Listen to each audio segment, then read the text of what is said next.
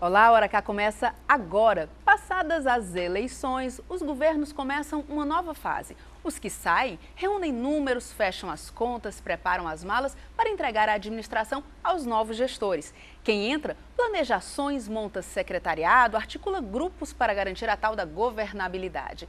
E com a experiência de quem acompanha essas movimentações, o secretário de Saúde, Ciro Gomes, vai contar aqui no Hora H os bastidores da política. Ele já foi prefeito, governador, deputado, ministro 2 vezes, é secretário do governo Cid, de quem é irmão, e já coordenou a campanha do petista Camilo Santana para a sucessão do atual governo. E vai responder a perguntas que estão na pauta do dia. Afinal, qual secretário de Cid permanece na gestão de Camilo? Existe mesmo uma milícia dentro da polícia do Ceará? É isso que a gente vai saber agora com o Ciro, ou não, né? Vamos ver se ele vai contar essas coisas pra gente. Ciro, primeiro, obrigada pela participação muito prazer, aqui. Kézia. Mais uma vez pela confiança. Sempre muito prazer. Eu vou deixar essas perguntas mais polêmicas mais para frente. Agora eu quero começar falando sobre a Secretaria de Saúde, que está sob sua responsabilidade desde setembro do ano passado. O que é que a gente tem de transformação na saúde, no governo Cid, nesses últimos meses, e o que é que fica para o próximo governo?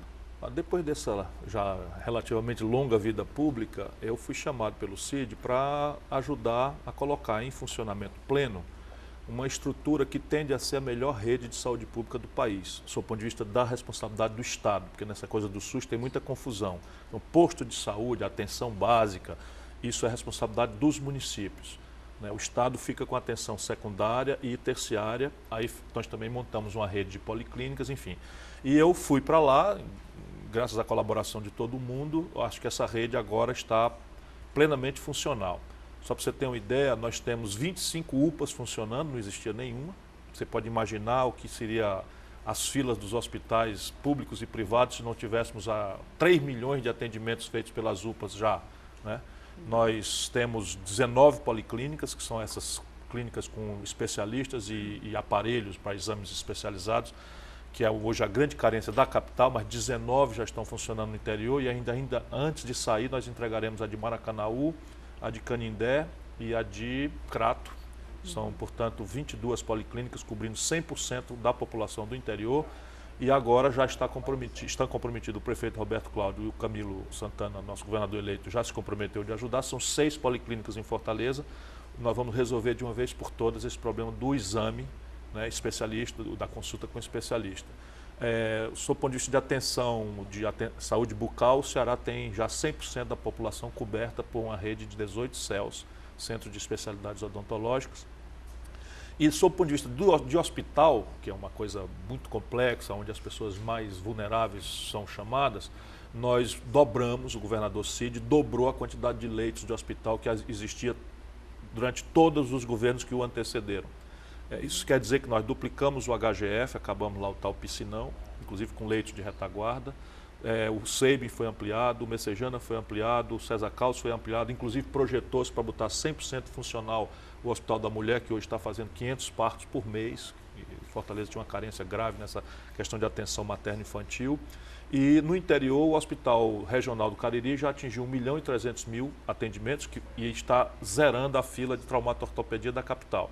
Como a capital tem uma imensa fila de cirurgias eletivas, de braço, perna quebrada, prótese, essas coisas, e o Cariri já zerou a fila da região toda, nós estamos levando os pacientes, sob custo do Estado, da fila daqui de Fortaleza para zerar lá com a capacidade instalada de alta tecnologia, com profissionais de alto gabarito, lá no Hospital do Cariri. O Sertão Norte, o Hospital Regional Norte, já atingiu 500.000 cearenses atendidos e lá nós estamos zerando a fila de neurocirurgia da capital. Aliás, já zeramos a fila, são 638 pacientes que aguardavam aí 10, 12 anos, às vezes até sem condição de esperar, porque são aneurismas, são problemas, enfim, com alta sofisticação tecnológica, uma equipe de alta qualificação também. Isso significa que gradualmente nós estamos enfrentando aquilo que na cabeça da população com razão, ao lado da segurança, o maior problema. Agora, o que é que fica para o governo Camilo Santana fazer e avançar nessa... Ele tem o compromisso de concluir a construção que nós vamos iniciar agora do Hospital Metropolitano de Fortaleza. É o maior hospital do Ceará, será o maior hospital do Ceará com 500 leitos, na verdade 486 leitos, 500 profissionais de medicina, né? Ele vai ser ali, já está começando o desmatamento, vai ser ali em Maracanaú, atendendo no anel viário, que está sendo duplicado, e qualquer pessoa de Caucaia, Itaitinga, Pacatuba vai chegar ali em 10, 15 minutos. Ele tem ali ponto e tal, e vai atender essa grande massa de Fortaleza que hoje lota o HGF, o IJF e os Frotinhas e os Gonzaguinhas. Então esse é um hospital de trauma, altamente sofisticado também, vai ser operado por uma PPP, significa que toda a parte de prédio, máquina e pessoal não de saúde será privado, o Estado paga pelo serviço e só os profissionais de saúde serão contratados pelo Estado. Vai também fazer o Hospital Regional do Vale do Jaguaribe, com isso nós aperfeiçoamos 100% da rede e para a capital só virão mesmo os pacientes daqui da região, porque esses hospitais têm resolutividade para resolver praticamente todos os problemas, a não ser que seja um transplante, aí evidentemente, mas isso nós temos capacidade instalada para fazer tanto no HGF, quanto no Messejana, quanto no Sabin, e somos até vice ou terceiro lugar no Brasil em volume de transplantes. Agora a questão dos médicos, né? Porque sempre gestões reclamam a campanha desorientou muito a população, porque foi muita mentira, muita mitificação. As pessoas, os politiqueiros sabem que o povo sofre com a questão da saúde. E em cima disso se dando a conversar merda e falar bobagem e tal, não sei o quê. Né? Por exemplo, o candidato que perdeu a eleição prometeu fazer um concurso para mais 12 mil profissionais. Ele não tem a menor ideia do que é que isso significa, porque não cabe mais 12 mil profissionais, porque ele inventou um papo que os hospitais são prédios que não tem gente dentro. Só agora eu estou fazendo o concurso, a seleção para o Hospital Regional do Sertão Central, que ficou pronto. Vamos contratar agora 1.700 profissionais. No Cariri funcionam 2.000 profissionais. E esses profissionais, assim, algumas coisas tudo bem você fazer concurso, mas outros os concursos dão desertos.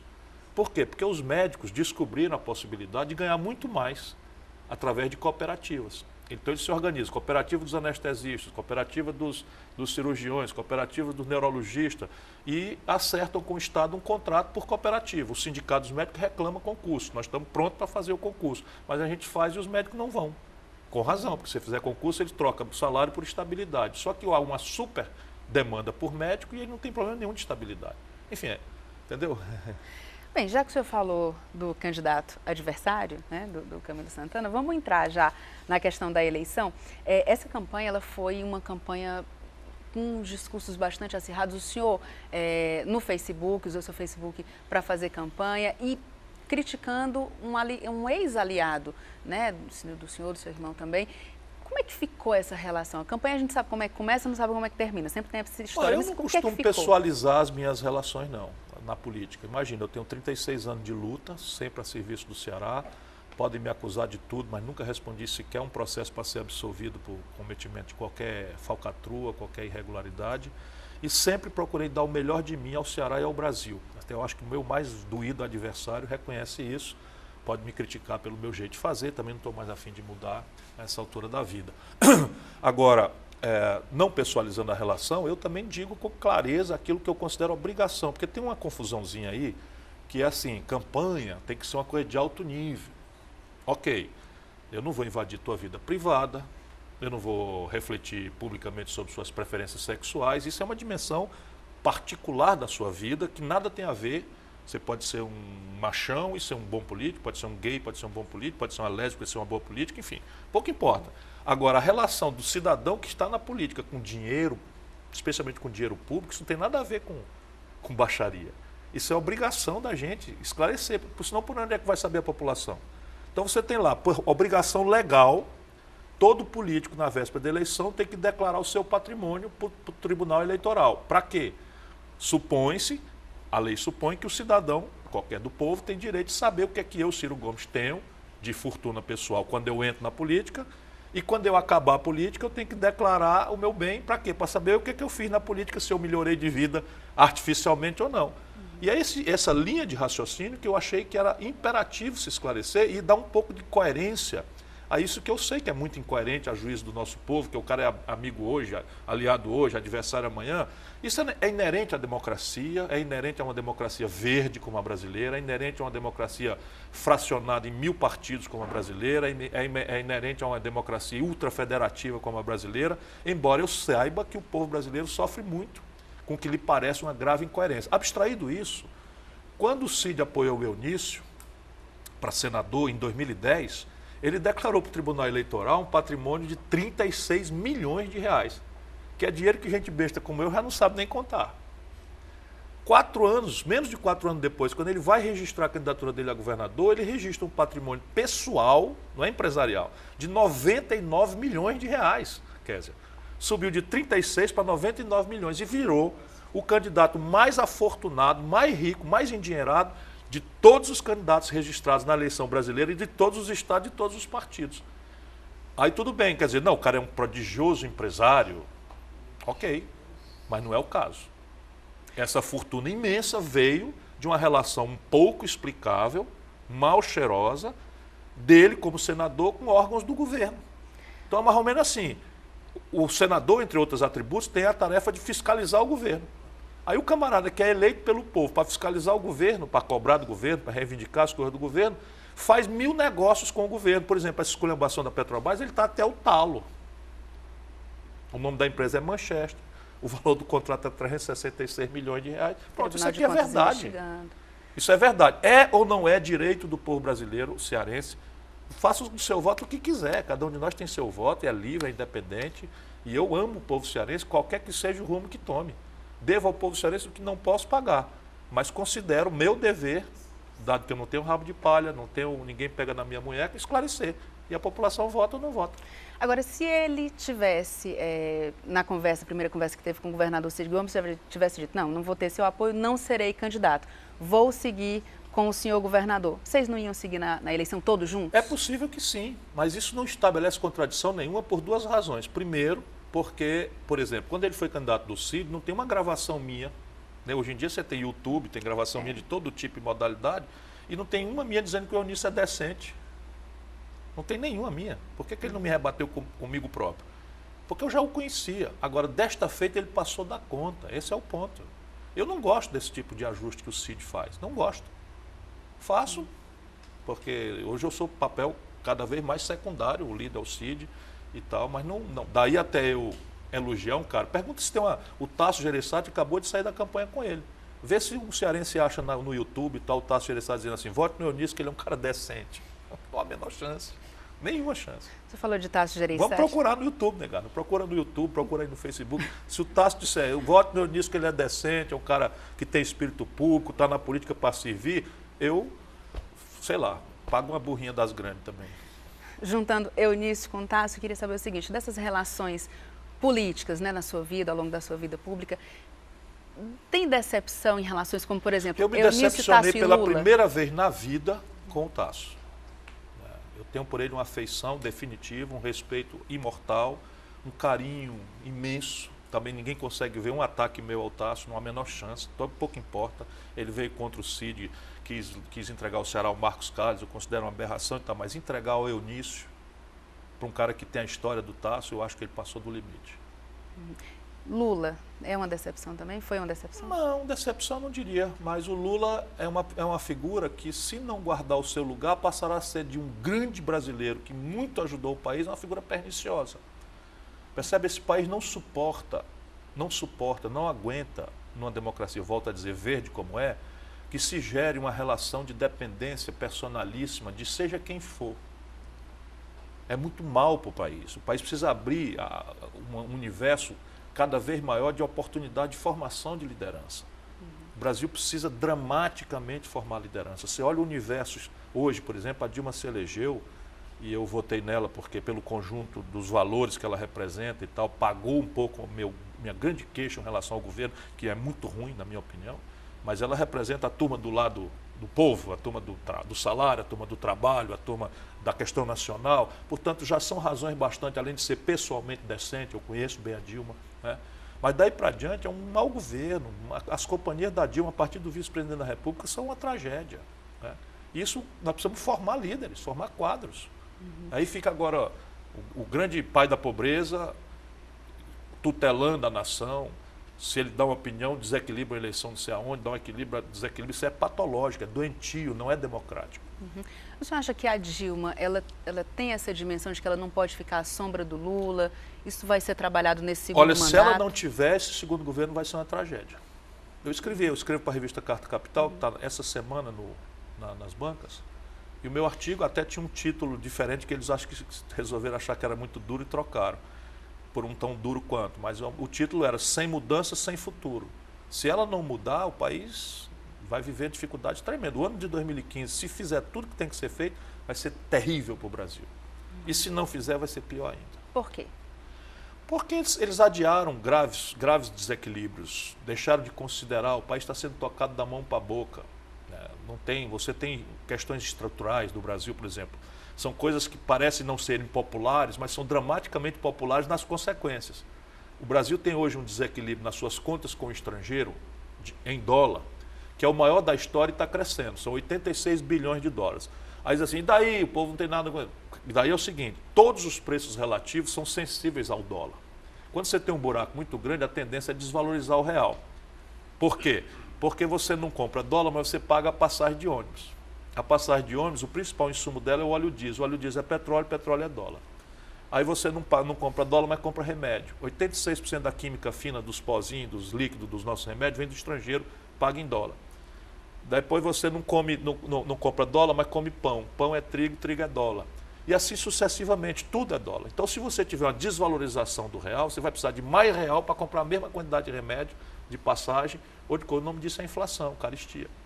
E está voltando mesmo? É uma pressão. Ou é só uma ameaça? Não. Hoje há um imenso terrorismo em relação a isso, motivado por uma intenção inversa. Qual é a intenção? Como você tem uma inflação no limite do teto da meta, que é 6,5%, a banqueirada está faturando menos no juro, porque o juro que importa para o banco é a diferença entre a inflação e o juro real. Como o juro real estava em 11% e a inflação em 6,5%, o juro real caiu para 4,5%, que já é o maior do mundo. Mas estão pressionando a Dilma para a Dilma aumentar o juro, e já aumentou, o que é um erro trágico. Nós não vamos sair disso de forma atabalhoada, se rendendo ao submundo do mercado, ao submundo da política. E agora vem aí aumento de gasolina, que é uma desconstituição completa do compromisso popular dela. Está errado. Não quer dizer que você não tenha que aumentar a gasolina. Ninguém faz brincadeira, não existe almoço de graça. Mas fazer isso fora de uma estratégia em que o sacrifício seja posto em coerência com o ganho de futuro pactuado com a população é a tarefa da Dilma. E ela não tem nem gente para pensar sobre isso. Vamos falar no próximo bloco sobre Petrobras, milícia, secretária. É muita coisa que tem para a gente falar no Hora K. Você não sai daí porque a gente volta já já.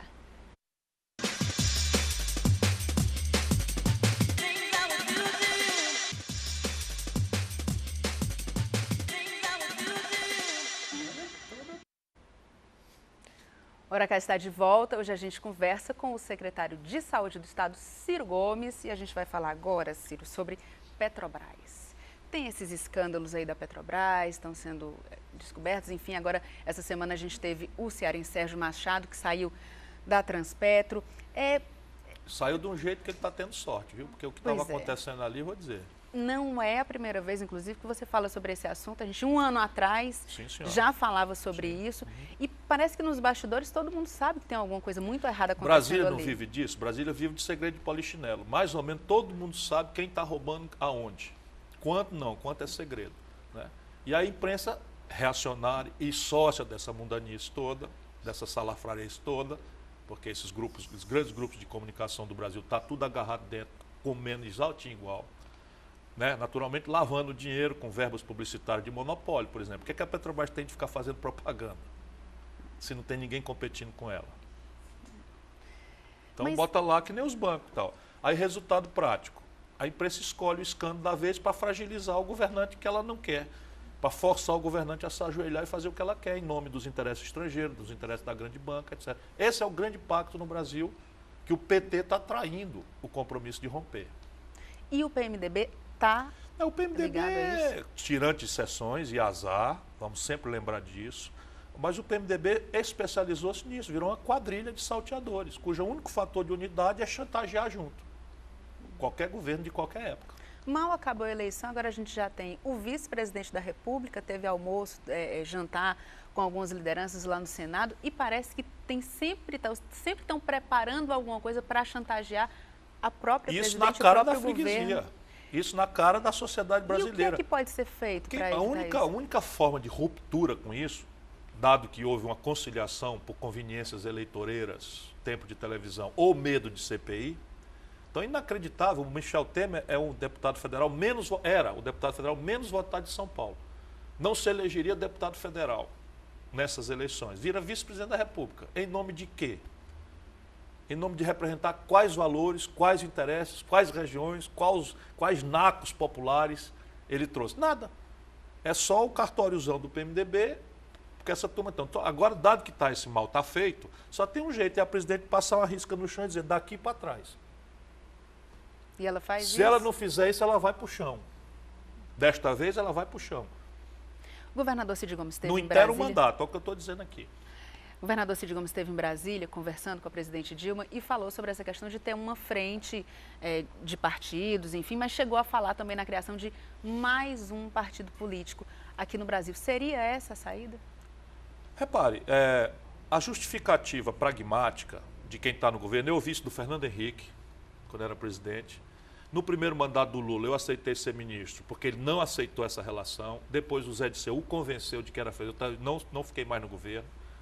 E eu fui ministro da Fazenda do Itamar Franco, que não aceitou. Então eu sei, por experiência pessoal minha, que existe possibilidade de você demarcar o campo. Até porque você tem um núcleo de picaretas profissionais, agressivos, ativos, um núcleo de gente séria, que vai ficando cada vez mais longe, na medida em que esse fica cada vez mais perto.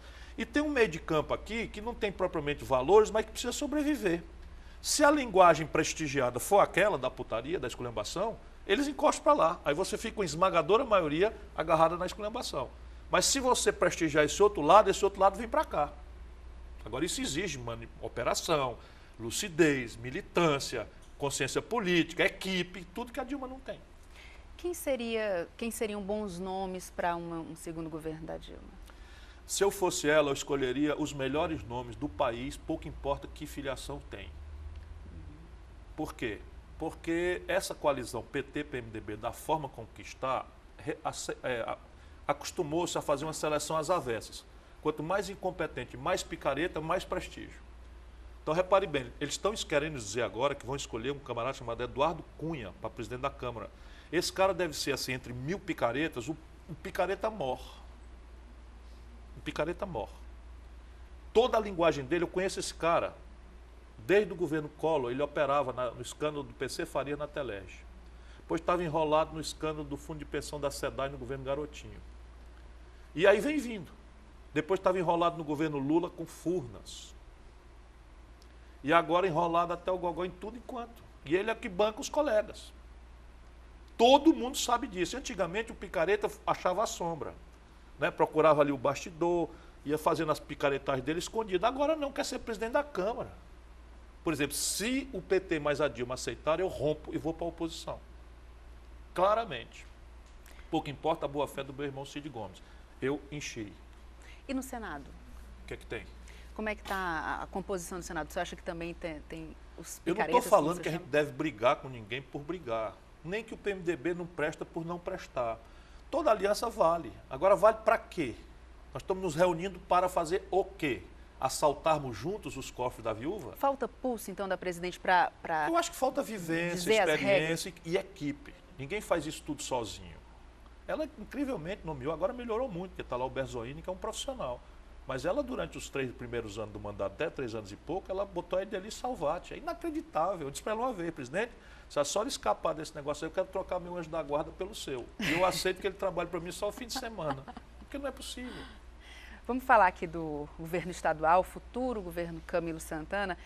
A gente vê ali na Assembleia uma movimentação também já dos articulando e tal, a oposição, né, que vai ser maior, agora deve ser maior para o governo Camilo Santana do que foi para o governador Cid Gomes. Pelo menos os parlamentares que foram eleitos já se colocam ali, pelo menos mais ou menos 10, eles se colocam como oposição. Como é que é feito esse arranjo ali, essas negociações, a conversa para definir quem realmente vai ser a oposição, não vai isso aderir você tem que perguntar para o governador eleito, Camilo. Quer dizer, eu, por exemplo, Ciro Gomes, governei o Ceará. E eu não mexi na estrutura de partidos. Por exemplo, o governo que me antecedeu, o governo do Tasso, destruiu os partidos todos, ficamos praticamente com um partido único. Depois, esse partido único rebelou-se contra nós e acabou perdendo as eleições todas. Eu já fui eleito com uma boa maioria. E eu mantive o meu vice-governador do PDT, mantive igual. A oposição a minha era o PT, eu sempre tive excelente relação. PCdoB, sempre tive excelente relação, mas cada qual no seu cada qual. e governei em paz, com critério, né? O Cid já tem essa opção pessoal de negociar com todo mundo, né? De abranger todo mundo e tal. E não sei qual é o estilo do Camilo, acho que parece mais com o do Cid do que com o meu. Os parlamentares lá estão pedindo mais diálogo e acreditam que pela postura que ele tinha na Assembleia, ele abriria para ouvir mais os deputados. O Cid foi presidente da Assembleia, eleito por unanimidade. Talvez se o Cid tem algum defeito, não é falta de diálogo. Isso é outro papo furado que surgiu nessa eleição. Dizer, Aqui pega também... o diretório estadual do PMDB, pega o diretório estadual do PMDB ou as empresas do Eunício, vê quem são os membros. É a mãe, o tio, o avô, o cachorro, o gato, o pato, a galinha, o compadre, a comadre, o sócio e tal. Não tem ninguém articulado de política. Não é o nosso caso. Pelo amor de Deus, cearense, goste ou não goste da gente, espera um pouquinho. O Cid acabou tendo um governo popularíssimo, acabou de entregar o governo a outro partido, a um cidadão de outra região. E não entregou para o Eunício porque seria uma eleição provavelmente, aparentemente, muito mais fácil. Não entregou porque o cara não tem decência, não tem competência, não tem preparo, não tem compromisso com o Estado do Ceará. Daí a nós que temos uma pega a poder zero. Agora, aqui no Ceará... Tem picareta que acha que eu estou na Secretaria de Saúde por emprego. Aqui no Ceará tem pelo menos essa tentativa, ou houve essa tentativa de fazer algum tipo de troca, foi levado algum, pelo menos nos bastidores existe esse Aqui não, a cultura política do Ceará, como a de Pernambuco, é uma cultura política muito respeitável. Claro que aqui a tendência é você, uma paróquia pequena, isso é uma virtude nossa, a tendência é você atender todo mundo, mas sem negócio de tomar lá da cá, entendeu? O Cid criou um negócio de PCF, sei lá, enfim, Programa de Participação Federativa, uma coisa qualquer, que 100% dos deputados estaduais, pouco importa se são de situação ou oposição, tem lá uma emenda, não sei o quê. No meu governo não tinha isso. Né? Vamos falar de secretariado, que eu sei que eu tenho que perguntar ao governador eleito, não, mas obviamente. Não é por grosseria, não, é porque eu faço questão de não saber de nada. Eu conto tudo para você que eu souber, como sempre. Já estão comentando, já inclusive alguns Por exemplo, alguns eu sites. não fico. O senhor não fica. Não. Arialdo Pinho fica? Estão Também falando não sei, já não que sei, ele vai não sei, ficar. não Tem sei. alguém já, pelo menos uma sinalização de que alguém está Não, ensaiando não. ali um... Eu tive, depois da eleição, a pedido dele, 2 conversas com o Camilo. E as 2 vezes que ele foi me sondar sobre nomes e sugestões, eu disse nenhuma. Nenhumazinha. Nenhumazinha sequer. E ele nem perguntou Só o que é que o senhor falei da achava. minha vivência. Olha, chama as pessoas, conversa. A inteligência do Ceará inteira, que é maravilhosa, está à sua disposição. Esse mundo universitário, o mundo empresarial, o mundo das organizações dos trabalhadores, o mundo dos estudantes, chama para conversar, propõe os desafios, explicita teu programa e vê como é que as pessoas reagem, você vai achar nessa dinâmica, dado que ele se elegeu sem compromisso com nada, né? Só tem compromisso de fazer um bom governo com o Ceará. Pronto, é a chance que eu tive. Me lembro quando eu fui eleito com apoio exuberante do Tasso, eu fui lá sozinho com ele, perguntei, e aí Tasso, o que, é que você me recomenda? E Tasso, vá lá e faça um grande governo. Simples assim. Agora, equipe de transição do Camilo, o senhor vai participar? Vou porque estou do lado do governo. Né? Eu sou secretário de saúde. Por exemplo, um dos desafios tremendos é que essa imensa rede de saúde está espetando uma conta no Tesouro Cearense impagável. Né? Nós temos aí hoje R$500 bilhão só o custeio dos mega hospitais. Então é preciso que o governo, quando o Cid tomou posse, cada centavo que o governo do estado botava, o governo federal botava 1. Hoje o Ceará bota 6 para o governo federal botar 1. Então é preciso, uma das conversas que nós vamos ter que ter em Brasília, é o governo federal ajudar. E uma das coisas da transição é mostrar para ele a necessidade de reforçar o custeio federal dessa imensa rede. As pessoas têm queixa, mas a rede do Ceará não tem igual hoje no Brasil. Não que as pessoas não tenham razão de se queixar, claro que tem. Na equipe de transição ainda, vocês já tiveram alguma reunião sobre a equipe de transição? Não, ainda não. Mas o senhor sabe de mais alguém? Me conte os bastidores. Não sei, não sei mesmo. Acho que ele não montou ainda, não é que eu não sei, ele não montou ainda. Mas você fala no Eles Eudoro tiveram, Santana, que é o pai Eudoro dele. coordenou, além de ser um quadro extraordinário, com uma pessoa respeitabilíssima, muito querida dos cearenses todos e tal, ele coordenou a dinâmica de participação popular na formação do programa de governo do Camilo. Evidentemente que, no mínimo, ele tem que entregar esse produto para a transição, porque o Eudoro acho que tem compromisso com o Roberto Cláudio. Na prefeitura. Isso. Então, por enquanto, a gente sabe do senhor e do Eudoro. Ninguém mais? Não. Nem um pedacinho? Não. Meu Deus, está difícil hoje. Pelo nosso lado, nós vamos propor provavelmente o Danilo Serpa, que é um quadro extraordinário, coordenou a campanha realmente. E ele conhece toda a manha do governo, todas as suas pendências e tal. Do nosso lado, o Arialdo Pinho, que também conhece o governo, os conselhos, etc, etc. De ontem eu recebi uma lembrança do professor Taliba, do coisa, porque nós temos um compromisso com o Banco Mundial, que é um swap, enfim, uma grana que se conseguiu aí mediante o comprometimento com metas objetivas na área social. Então, o programa de governo tem que ser coerente com isso, que isso é um programa de longo prazo. Já é uma lembrança que tem, enfim, essas coisas que vão ser coordenadas aí. Estou falando sempre do lado do governo, né? Porque o lado do Camilo, ele tem... É que sabe. Para as pessoas que não estão acompanhando muito bem, tem uma equipe de transição, um lado do governo, outro lado do Camilo, e eles vão trocar informações para dar... Figurinhas, isso aí. Pegar números, tudo da máquina, como é que funciona para poder botar para frente. Secretário, dos partidos que durante a eleição, né, alguns estavam com o governador Cid Gomes, mas aí até por questões partidárias mesmo, nacionais, foram para a candidatura do Eunício Oliveira. Está tudo de volta. Todos podem voltar, todos são bem-vindos? Já voltaram? O Democratas, por exemplo, trabalha conosco desde sempre. O Moroni é nosso parceiro, nosso chapa e tal. E foi forçado pelo beijo, pela Força Nacional, a ir para lá. Não deixou de votar no Camilo, votou no Camilo, mas já participou agora da reunião. No segundo turno esteve conosco, ajudou e participaram da reunião. O Camilo já reuniu os 18 partidos que ficaram na coligação, mais os 4 que voltaram. Os 4 são o Democratas? Esse eu lembro aqui. O PPS saiu também? PPS, Democratas. O PSC na metade voltou? PSC... No segundo turno já tinha mudado? O EPC, são 3, ou eu não vou me lembrar do quarto. Ok. Mas está todo mundo junto agora para esse novo governo? O pote é pesado, tem que repartir a carga. A relação do governo, né, do governador Cid Gomes com o PDT, tem um integrante ali do PDT que destoa, digamos assim, da orientação do partido, do André Figueiredo, que é o deputado Heitor Ferri, que fez oposição ao governo Cid Gomes. Isso de uma certa forma incomoda? De jeito nenhum. Absoluta tranquilidade? O PDT é nosso parceiro desde sempre. Uma das articulações mais próximas nossas, nacionais, nesse momento, é com o PDT. Ok. A gente vai para o intervalo agora. Faltam 3 minutos, ainda não dá tempo de saber mais uma coisinha. Quero saber o seguinte, um passarinho me contou, não sei se é verdade, você está fazendo yoga para poder... Não. Não, isso não é verdade? Não. O meu filho Ciro, outro Ciro, é o Ciro mais novo, foi fazer pilates ou algo do gênero. Eu não estou fazendo nada, só adular macho e brigar. Agora é que eu vou retomar minha vida pessoal. E o que é que o senhor vai fazer depois que acabar esse governo? Já tem planos? Eu tenho, assim, nada fixo ainda, mas eu estou pensando em ganhar algum dinheiro. Pela primeira vez na vida estou começando a me sentir inseguro com relação ao futuro. E escrever. Eu estou com um livro novo na cabeça sobre o Brasil. E acredito que o ano que vem, pelo menos, eu vou ocupar com essas 2 tarefas. Fazer palestras? Fazer palestras, sim, mas eu tenho algumas propostas de trabalho na iniciativa privada. E eu vou examinar, dependendo aí do salário. São ambas fora do Ceará. Vou ficar com muita saudade, mas pelo menos por um ano eu preciso ganhar um trocado. O governador Cid Gomes já disse também que deve viajar para os Estados Unidos, também tem um planejamento de trabalho por lá. O senhor agora está dizendo que provavelmente também vai deixar, né? Tem essa possibilidade.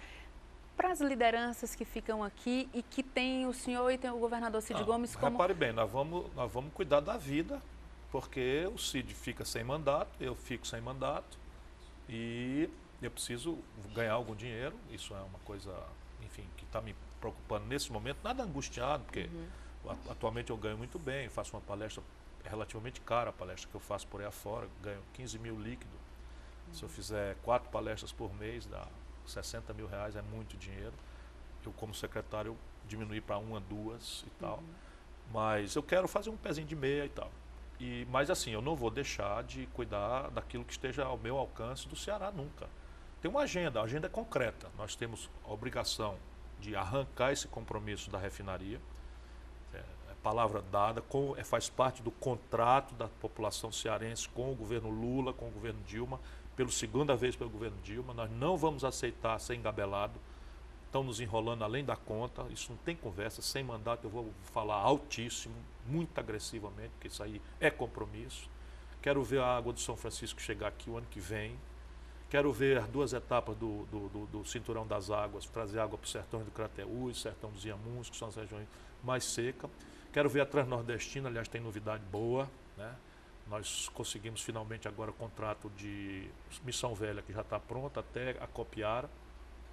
E já tivemos uma reunião, Suvi e Chupucana ao mesmo tempo, essa semana com os empreendedores privados. Eles estão interessados em concluir a Transnordestina, que permite a industrialização do interior do Ceará. Boa notícia. Enfim, é uma agenda. Essa agenda eu vou estar guiado por ela até morrer. Ou entregam, ou vão me ver brigando.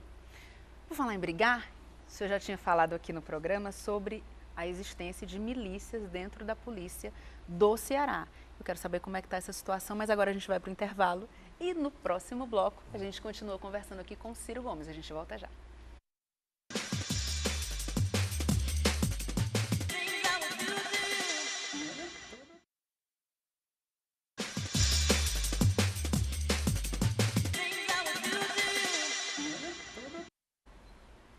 E o Hora H está de volta e a gente conversa com o secretário de Saúde do Estado, Ciro Gomes.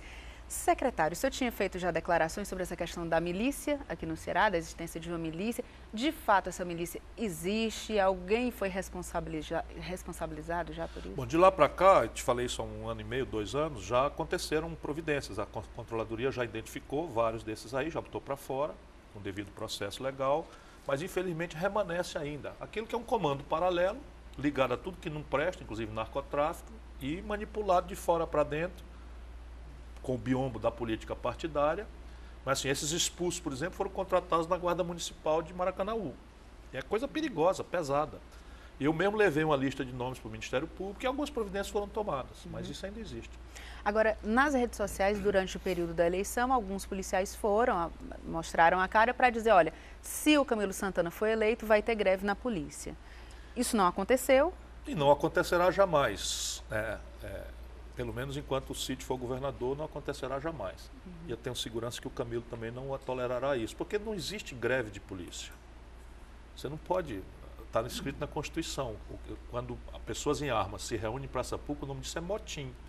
E é causa bastante para você excluir dos quadros da polícia. Por quê? Porque a sociedade, quando entrega a uma fração sua o direito de exercitar a violência legal, ou seja, portar uma arma, e eu respeito esse policial, ele me para na rua, se o senhor para, eu paro, o senhor me dê seu documento, eu dou meu documento. Por quê? Porque ele representa ali, com aquele uniforme, com aquele aparato simbólico, aqueles, etc., ele representa a lei, a ordem jurídica. Se ele, a partir daquele conjunto de símbolos, começa a agir como um marginal, ou seja, contra a lei, e começa, por exemplo, a dizer que imagina o que é um golpe militar, é o que faltava agora, dizer assim, a sociedade cearense vai votar, e se não votar no candidato que o Meganha quer, vai haver caos na cidade, como aconteceu com Fortaleza. Eu estou dizendo, às vezes eles querem misturar, quando eu falo dessa minoria, para poder causar comoção, como se fosse de todos. Não, a maioria esmagadora eu conheço, fui comandante da polícia. E conheço, são gente muito boa, tem várias distorções, mas são gente muito boa, todo dia estão aí se dedicando a proteger nossas famílias, nossas vidas, etc, etc. Mas tem um bocado de malandro. Tem um bocado de malandro. E eu, enquanto responsabilidade pública tiver, vou enfrentar essa gente. Quando a gente fala em milícia, o cidadão comum, que tem de mais próximo aí para tentar entender como é que funciona, aqueles filmes Tropa de Elite, que tem no segundo filme, tem uma milícia. Aqui parecido. No Ceará exatamente. É aquilo ali? Parecidíssimo, não tem aquele peso do Rio de Janeiro, que aquilo avançou demais, por isso que eu estou esgoelando tão alto. Porque aqui, se deixar, vai virar igual. Hoje você anda nos bairros de Fortaleza, você já tem segurança privada meio constrangido. Os bares, os restaurantes, as bodegas, obrigando a pagar. E todas essas empresas de segurança privada não são de Dionísio, não. São de ou Meganha afastado ou polícia dentro da polícia hoje. É isso aí que eu estou dizendo mesmo. Isso é mais grave. E aí o traficante do bairro, ele sabe quem é, esse é intocável, tem proteção. É isso que eu estou dizendo. O senhor andou, inclusive, antes de assumir a Secretaria de Saúde, o senhor... Passei 3 meses andando nos bairros da cidade, de madrugada, conversando com os policiais, identificando o chefe do tráfico nos bairros, encarando e tal, isso aí. Tem solução a segurança Claro que tem, aqui? já está tendo. O Servílio já está com a mão no pulso. O Servílio já consertou o rumo da polícia, já está diferente. Eu acho que o que é preciso fazer, e eu lamento é que o Cid, enfim, O Cid se decepcionou muito, porque fez o que ninguém fez pela polícia. Enfrentou a parada deles terem. Os caras andavam num Gol velho 1000, empurrando o carro, pedindo gasolina de favor a bodegueiro, não sei o que e tal. Hoje todos andam, porque aquilo não é um carro de luxo, aquilo é um aparelho de trabalho. Aquilo tem câmera para frente, para trás, para dentro. Aquilo tem um computador a bordo com satélite que você identifica, Kézia, vê se tem mandado de prisão. Aquilo tem toda a estrutura de apoio a um bom trabalho policial do mundo. Tanto que não tem mais sequestro no Ceará. As pessoas, está com problema de segurança? Tá. Tinha 26 sequestros por ano, nunca mais aconteceu nenhum. Os únicos crimes que saíram do controle são esses difusos. É o assalto e a morte nos bairros pobres de gangues de tráfico, 80% de tráfico de droga. E havia um olho fechado para a droga, claramente. E todo mundo sabe por quê. Todo mundo sabe por quê. Você sobe no bairro, no Morro de Santa Terezinha, não sei o quê, papapá, desce ali, serve luz, papapá e tal. Quem é o chefão do lugar? Todo mundo sabe quem é, onde mora e o diabo. Só que não sabia era a polícia. Agora sabe. Agora começou a saber e começou a ser resolvido. Já caíram os homicídios, já caíram os assaltos a ônibus caíram 63%. Pelo que o senhor me diz, então, o secretário Servilho é um dos que deve ficar? Olha, eu estou querendo puxar. Não sei se ele quer. Ele disse certa feita para mim que não queria ficar. O que é pena para mim. O Camilo é que sabe. Mas não existe, ao contrário do que a demagogia da campanha pareceu mostrar, não tem esse negócio de milagre, insegurança. Diz, não é um problema nacional. Liga a televisão, rapaz. Liga a televisão para ver.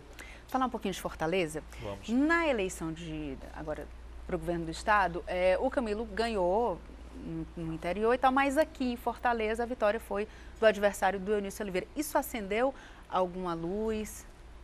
Para mim, no dia não consegui ficar alegre. Não consegui ficar alegre com a vitória do segundo turno, pensando nisso. Fortaleza é uma cidade com quem eu tenho uma identidade absoluta, definitiva, a quem eu devoto o meu amor, a minha paixão. E pela primeira vez, Fortaleza me surpreendeu. Me doeu muito a ideia de que eu não conheço mais Fortaleza. Fortaleza sempre votou no melhor, no mais progressista, né? E dessa vez foi diferente. É preciso entender isso. Mas é uma preocupação para a reeleição do prefeito Roberto Cláudio ainda para frente? Creio que essas coisas se comuniquem assim instantaneamente, não. Assim, evidentemente você tem em Fortaleza a concentração da crítica ao governo Cid em relação à segurança, enfaticamente, mas não é só a segurança, a saúde também, né? Tanto que eu aceitei o desafio de tentar melhorar a saúde. Você tem uma crítica a alguns erros políticos do governo, né? O último foi, durante a campanha, uma desorientação jurídica, foi aquela apreensão da revista Isto É. Por maior aberração que seja, apreender uma revista não é a providência correta. Você deve, como eu faço, processar, ir para cima, esculhambar e tal, mas aprender é um erro crasso, né? Enfim, nós vamos precisar entender isso. Eu, por exemplo, hoje estou muito dedicado a procurar entender, conversar, ouvir as pessoas para entender o que foi. O prefeito Roberto está executando um plano, o Roberto Cláudio, e ele vai chegar na avaliação própria, na hora, como um dos maiores prefeitos da história da cidade. Não é por carinho que eu tenho imenso por ele, não. É porque os postos de saúde estavam todos fechados, mal esbudegados e tal. Ele contratou mais 300 médicos, está botando todos os postos para funcionar 12 horas por dia, de 7 da manhã às 7 da noite. Vai fazer 6 policlínicas, elas estarão prontas todas para fazer os exames, etc. Vai agora reconstruir o Hospital Conceição lá no Conjunto Ceará. A parte de pavimentação, tem que dar uma melhorada na limpeza. A parte de obras viárias já começa a produzir resultados importantes, a população está vendo quantas faixas de ônibus havia, o trabalhador que começa a chegar 15 minutos, meia hora antes em casa para poder, né, olhar seu filho.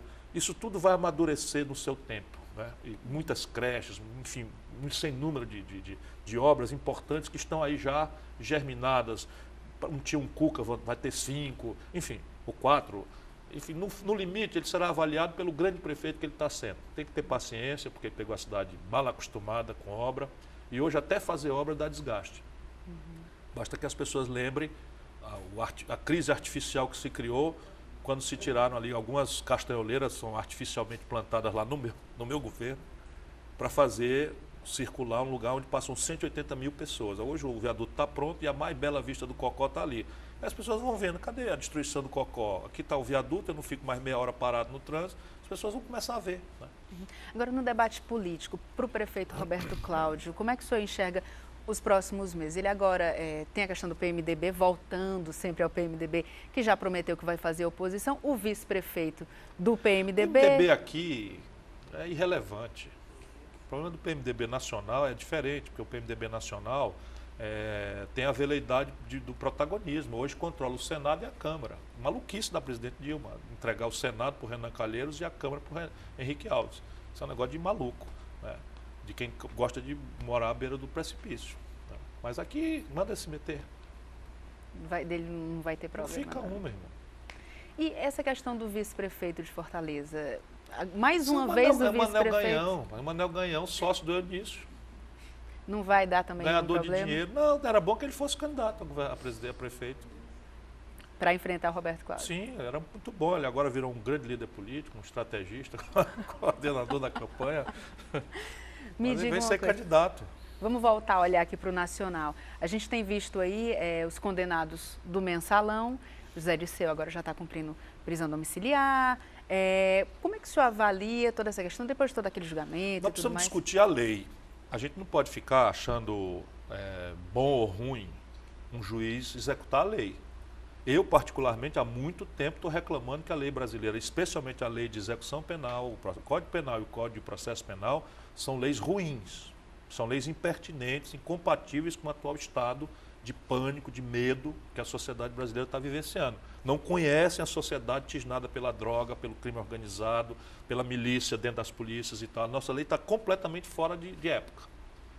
Então, isso é o que está em discussão. Senão a gente começa a excitar e começa a dar essa porcaria aí de meninos que não sabem o que é ditadura, vir para a rua pedir intervenção militar. Meninos que não sabem o que é um país instável como o Brasil, vir falar impeachment de uma presidente recém-eleita só porque perdeu a eleição. Então a democracia, ela existe, ela não existe pendurada no céu, ela existe por um conjunto de premissas, de valores. Então a primeira premissa de uma democracia é que a lei e a ordem têm que ser respeitadas e acatadas por todos, até a hora em que essa lei, sendo impertinente, seja mudada pelos ritos corretos. Então o Zé Dirceu, eu também acho chocante, o cara, para a população brasileira, que foi citada pela Globo, ninguém sabe que a Globo leva R$1 bilhão por ano dos cofres públicos, porque a Globo não escandaliza isso. R$1 bilhão. Quantas casas populares, quantas creches, quantas não sei o que e tal. Mas tudo bem, isso não é escândalo. A Veja e o Grupo Abril levam outro R$1 bilhão dos cofres públicos. Nunca fizeram escândalo disso. Nunca fizeram escândalo disso. Então essa é a moral seletiva, é o moralismo a serviço da imoralidade no Brasil. Agora, eu acho que tem que mudar a lei. Por exemplo, homicídio e tráfico de drogas, especialmente envolvendo crianças, eu acho que a pena tem que ir para 40 anos e a redução da pena não pode ser mais, antes pelo menos o cumprimento de 1/4, se for pena total. Ou seja, a pena mínima para esses dois casos, 10 anos. Está aqui a minha proposta. E no caso da corrupção? A corrupção é desvio de dinheiro público. Você pode perfeitamente fazer isso também. Agora, o que tem que fazer na corrupção é como está na legislação nórdica, na legislação norte-americana, anglo-saxã. Você tem que expropriar. Você falou... Expropriar explicando. Vamos dizer, o camarada sai de 36 para 99 milhões de reais e não explicou como foi, o governo tem que ir lá e tomar de volta. Se tiver relação com o dinheiro público. Ver isso aqui no Brasil é... Estou dizendo como é que devia ser. Agora nós temos outra contradição, qual seja, hoje a hegemonia, ou seja, o controle do órgão legiferante, do Congresso Nacional, está entregue a uma hegemonia de picaretas. Então não adianta a gente esperar que daí vai sair coisa diferente. Agora vamos lembrar uma coisa, eles estão aí eleitos por nós. Olha que negócio chato. Todos eles acabaram de ser eleitos por nós. Aí é que tá. Você falou então paciência, paciência. Não vamos achar que um anjo vingador vai chegar do céu, estalar o chicote e organizar as coisas para nós, não. Vamos tomar tenência, né?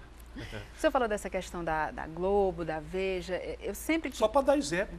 Sempre que se critica essa questão dos veículos de comunicação, em relação com políticos e tudo mais, eu sempre me questiono, é um governo que dá esse dinheiro todo para uma emissora, ou para uma revista, ou para um jornalista, e a gente sabe que os políticos têm os seus jornalistas preferidos ali, que alguns acabam... não tem, não.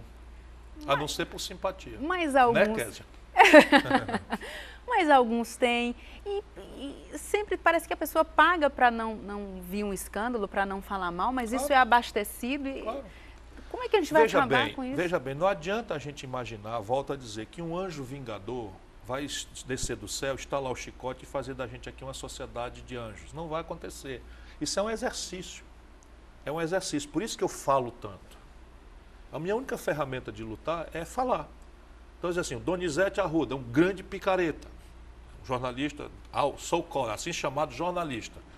Vive aqui a serviço da mais pusilânime molecagem, safadeza. Se você quiser botar uma fofoca, a mais mentirosa, a mais calhorda, é só perguntar quanto é, ele vai e bota.